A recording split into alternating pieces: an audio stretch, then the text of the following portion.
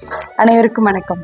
யாராவது நம்ம கிட்ட வந்து அவங்களுக்கு ரொம்ப பிடிச்சவங்கள பற்றி அப்பா அம்மா ஃப்ரெண்டு கணவன் மனைவி இல்லை க்ரஸ் லவ்வர் இப்படி யாரோ அவங்களுக்கு ரொம்ப நெருக்கமான ஒருத்தங்களை பற்றி ரொம்ப குறையா ரொம்ப கஷ்டப்பட்டு அவங்க அப்படி ஒரு விஷயம் பண்ணுவாங்கன்னு நான் எதிர்பார்க்கல.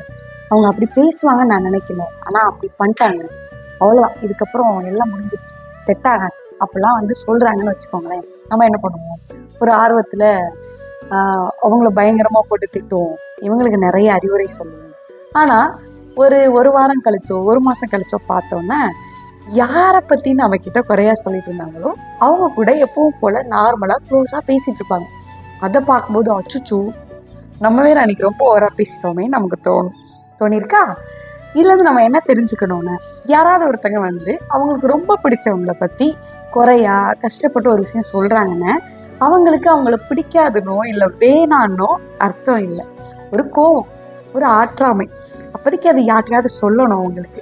அதனால ஒரு நம்பிக்கையின் அடிப்படையில் ஒரு அன்பின் அடிப்படையில் நம்ம கிட்ட வந்து சொல்றாங்க. ஸோ அந்த நேரத்தில் நம்ம ஒரு பெரிய ஜட்ஜு மாதிரி மாறி பஞ்சாயத்து பண்றதோ இல்லை பெரிய ஞானி மாதிரி அறிவுரை சொல்றதோ இல்லை அவங்கள போட்டு பயங்கரமா திட்டுறதோ அப்படியெல்லாம் பண்ணாம அவங்க என்ன சொன்னாலும் அன்போட தலையாட்டி கேட்கணுமே தவிர. புரியுதா? நன்றி.